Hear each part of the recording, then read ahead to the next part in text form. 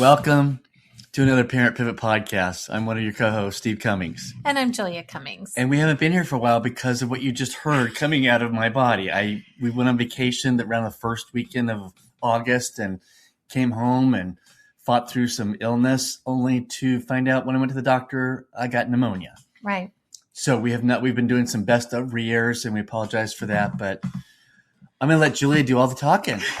Well, not all the talking, but probably most of the talking. Yeah, we just want to come back with you with something that's new that we thought would be great for y'all to listen to and think about. Yeah. So Steve actually handed me this magazine. It's called Christian Counseling Today. And put out by the American Association of Christian Counselors, which we are members of. Yes. And there is an interesting article in it. The title of the article is Breaking the Chains of the Past. And I'm going to read to you just kind of the opening statement, and then we'll kind of go from there. Forgive me if I stumble over my words. My eyesight is funky today for whatever reason. Steve and I are struggling. Hey, but we're here. We get credit for something. Yeah. Okay. In recent years, intergenerational trauma has become a major focus in trauma research and clinical practice. Intergenerational trauma refers to the transmission of the effects of trauma from one generation to the next through psychological, physiological, relational, and social processes. Research has demonstrated that unresolved trauma in one generation can significantly influence the emotional and relational functioning of future generations. Intergenerational trauma is transmitted through attachment disruptions, emotional dysregulation, and dysfunctional family systems. Therefore, healing unresolved trauma is essential for breaking destructive generational cycles. Wow. And that is the sentence right there, that little piece. And this, several pages long, this article. But I just want to read that again. Excuse me. Healing unresolved trauma is essential for breaking destructive generational cycles. My hope, if you have been a regular listener, is that through all the things that we've talked about over the last few years, my hope is that you have been able to identify where some of those generational cycles are in your family. Yeah. That you can see, it doesn't, a lot of times we only think of this like in the context of addiction. But I can just think in my own life as a young mom, I've shared some of my story in my family growing up. And part of my story is, no matter whether it was true or not, my feeling growing up overall was one of being an inconvenience, be quiet, and just an overall feeling of being unseen. I think because of that, when I had children, and particularly my oldest, I've said many times, poor Wesley kind of got the brunt of my young motherhood of trying to figure it all out. And I would get very flustered and very upset. And when he would whine, it would send me. It was as if I didn't know what to do. So I think back on something like that. Now, we can refer to trauma as big T traumas and little T traumas. Trauma is trauma, as we learned in some clinical things that we went through. Yeah, trauma is trauma to you. It may not be a trauma for someone else. That's kind of what I'm trying to... I think my point is we can minimize trauma like I did for 50 years. I had two things that happened to me when I was a little boy, and I minimized it. Well, they were actually ended up being huge.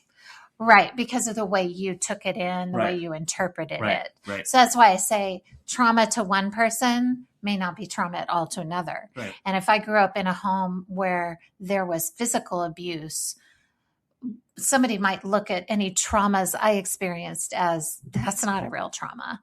But in my world, in my experience, this was a trauma for me. Yeah. So all that to say, those little or big, however you want to categorize them, those traumas that you experienced as a child, you took them in a certain way. And they may not have even been taken in a way that was true. I've said this often.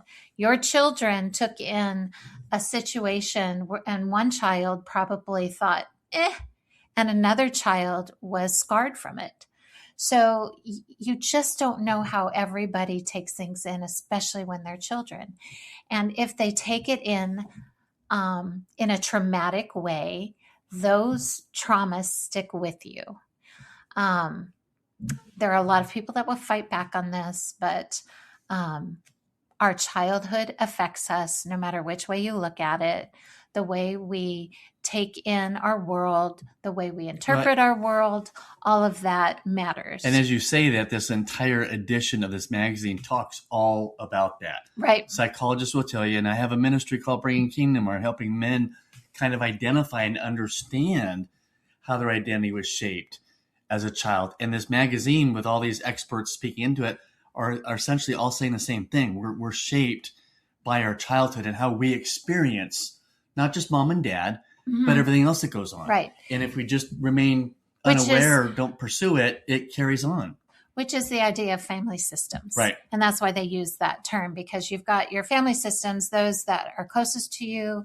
Then you've got your friends, then you've got your school, you've got your community, you've got your, different areas around you. And that's considered family systems, all of those different systems in your life growing up and how they affect you. I can tell you a story. My second grade teacher, I'm sure she was a lovely woman.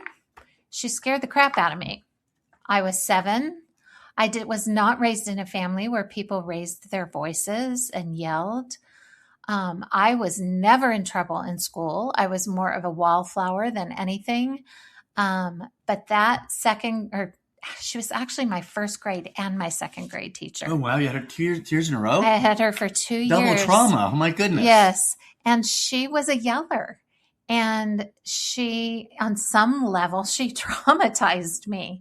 I was very scared of her. I think because of her, I never liked teachers. They scared me. I didn't like going to school. I don't think my mom caught on until I was probably the second year into this. And I was going home from school all the time with a stomach ache in the middle of the day. It was really affecting me. I'm a sensitive person. And to have somebody yelling in the classroom, even though she wasn't yelling at me, really affected me. Right. So some people might call that a trauma. Some people wouldn't. I would call that, in my life, that was traumatizing for me. It affected how I looked at the world. It affected how I saw school. It affected me for many years to come. So all that to say, what our experience is carried down.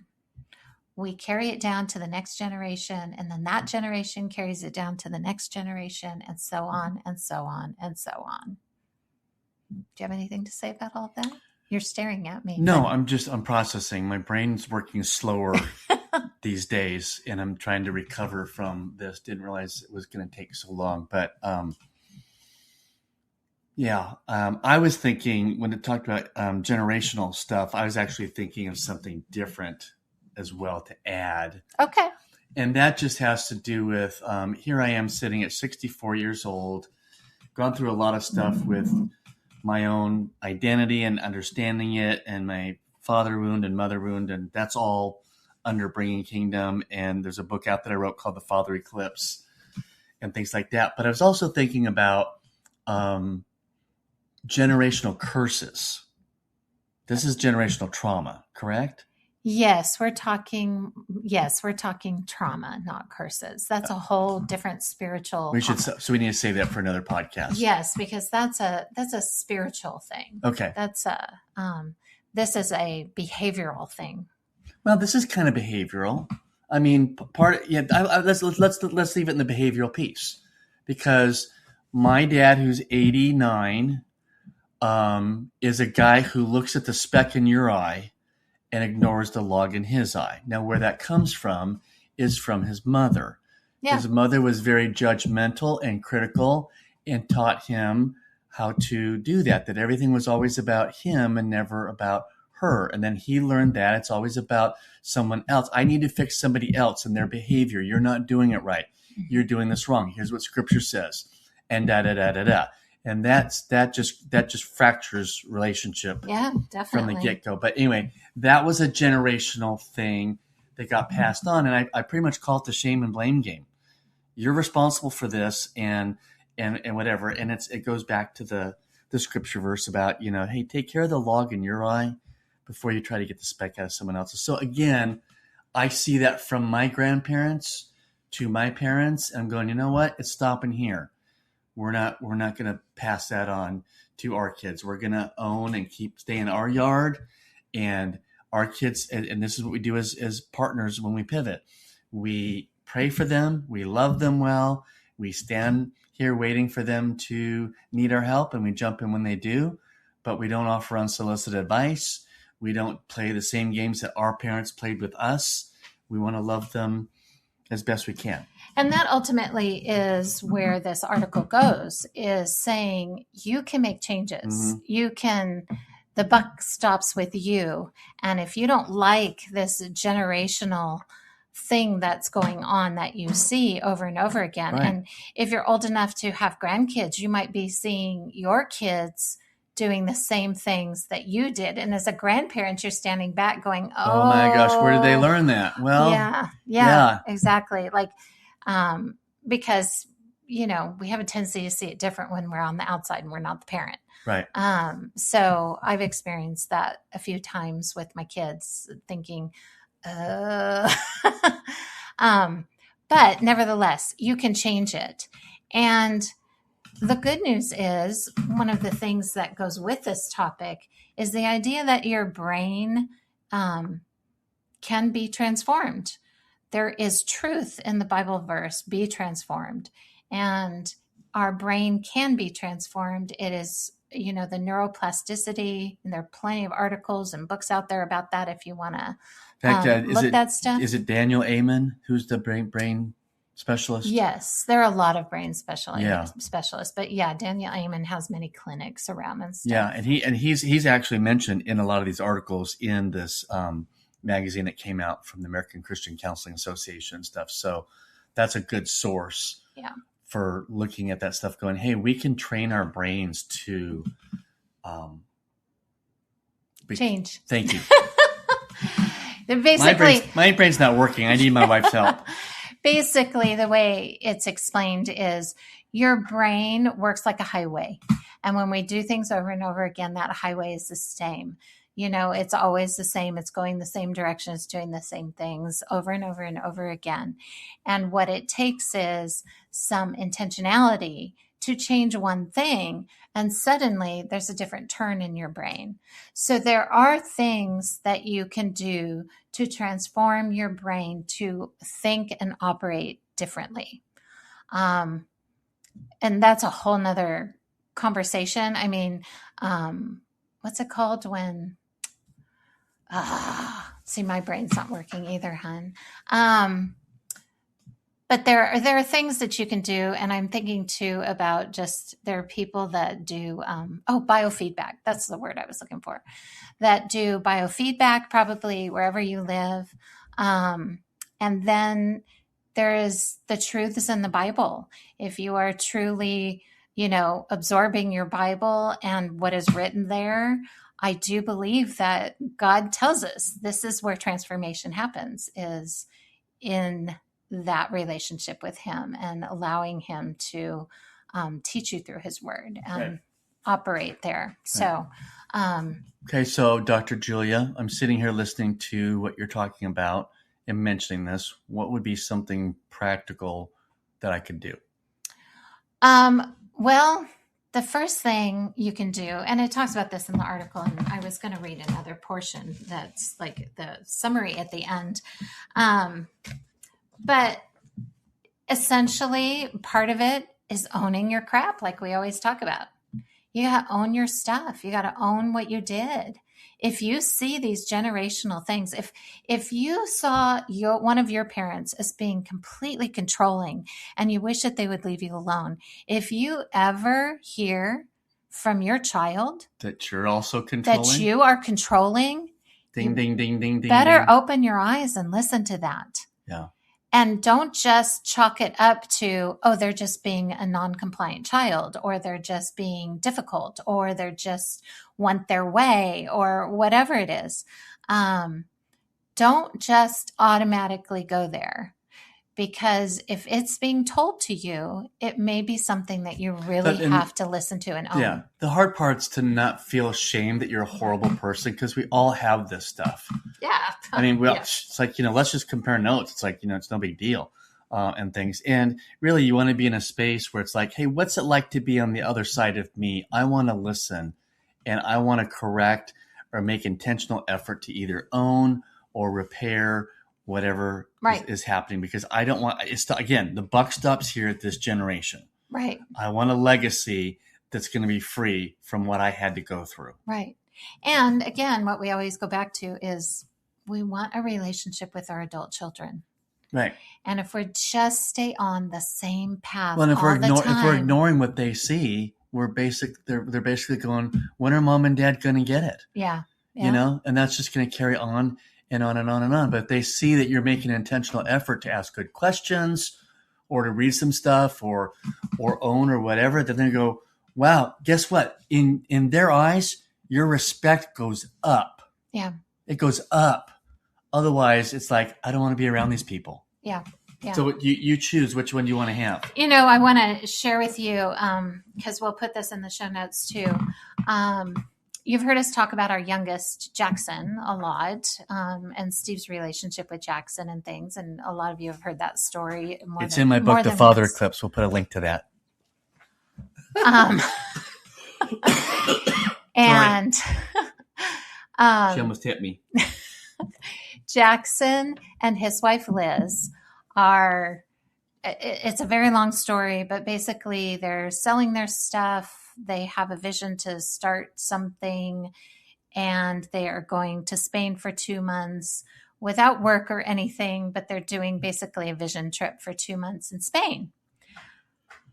We're very excited for them. We think it's great. We love that they have these dreams. And I think that that's one thing that our generation really struggles with, is the generation that we're raising, or we have raised, they're very into their dreams. They're very into making money, doing what they love. Whereas our generation and above, a lot of what we've done is, you got to just get a job to pay the bills. You got to build. And someday maybe you get to do that dream, or you make it a hobby and it turns into money or whatever. Build a family, build a career, build a house, and build. Both ways work. Yep. There's nothing wrong with either way. But as parents of adult children, we can't poo-poo who they are. And so, while Steve and I are on board with them and we think it's all great, this is their life. They've got to figure it out. You know what? Mom and dad can't bail them out. No. We don't have the financial means to bail them out. So we're like, Father, they belong to you. Right. We're watching from the sidelines, cheering them on. Exactly. And if we trust the Lord with our kids, if we trust our kids with their own decisions, they're going to figure it out. They may look back on it and go, this was the greatest thing that ever happened, and look at what became of it. They may faceplant. Or they may faceplant and go, okay, this isn't the right timing, whatever it is. Either way. But I know a lot of you out there probably listen to something like this and say, man, if that were my kid, there's no way I'd do that. I'd be telling them, no, you've got to, earn your money. You got to earn your keep. You can't live on these dreams or whatever. And I understand that way of thinking, but this is where we, as parents of adult children, can get ourselves in big trouble. And that's a type of generational thing that we can look at too is, do we think the way we did it is the right way? And the only way. And the only way. Like, I don't think so. I don't think so. And kids today have to be much more creative in how they make money these days, because the conventional way isn't really working right now so much. So in any case, I know I've rambled. I'm going to read the last paragraph here. It says, without intentional intervention, the transmission of intergenerational trauma is likely to continue. However, healing is possible by the grace of God, and through intentional, emotional, and relational work, individuals can learn from the pain of the past rather than repeat it. Breaking intergenerational trauma requires healing at the emotional, relational, neurological, and spiritual levels. When individuals confront their unresolved wounds with honesty and courage, they create opportunities for future generations to experience greater security, stability, and hope. I hope that resonates with you. I hope that you can see where there might be wounds in your life or your spouse's life that is not healed, and that you guys may need to sit down and have a very intentional conversation with each other about, this isn't the legacy we want to leave. How are we going to change it? So I would encourage you to do that and have that conversation. Get a counselor if that's helpful. Talk to clergy if that's helpful.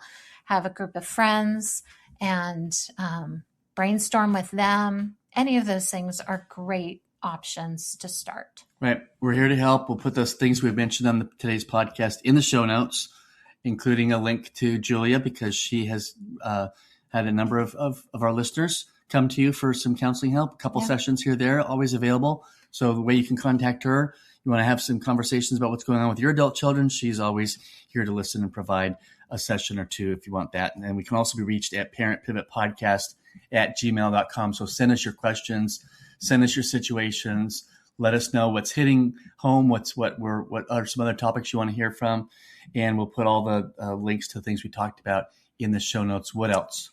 Like us, share us. Those are two important things. Yeah. Yeah. Someone else. In fact, we're watching the podcast grow all by itself. Yeah. We're all about ministry, not about making money, although we wish we could make some money. That would be nice. That would be nice. But that's not why we're here. We're here to help other parents like you pivot from being a parent to a partner, where you're launching your adult kids, loving them well, keeping your mouth shut and the welcome mat out, choosing relationship over being right. Yeah. And I failed to mention with Jack and Liz, they just started their own podcast. Yes, they did. So I wanted to put those in the show notes. And if you want to share with your adult children, Jack and Liz might be great people for them to listen to. They might be really fun to hear their story. It's kind of funny. We listened to their first podcast, and I'm just marveled sitting back going, "Oh my gosh, these are my kids." Saying this. Yeah. It was just a proud moment. Yeah, for sure. Because that came out of their own heart, and it's watching them. And that's what you want to sit back on as a parent of an adult children, is to just marvel and going, wow, look what God's doing in their life. Yeah. You know, you don't have to control it. You don't have to shape it. You don't have to speak into it. You just have to be their biggest cheerleader. Yeah. Yeah. So we'll put that in the show notes. And if you are curious who Jack and Liz are, because we have talked about them, you guys can watch or send it to your young adults. Yep. They would be great people for them to listen to and watch. So, all right. Hey, we'll be back next week, hopefully with some new content. I'm going to try to get my lungs cleared up and my cough gone and whatever, and recover from this pneumonia gig. And we'll be back with some more of the Parent Pivot Podcast. Bye.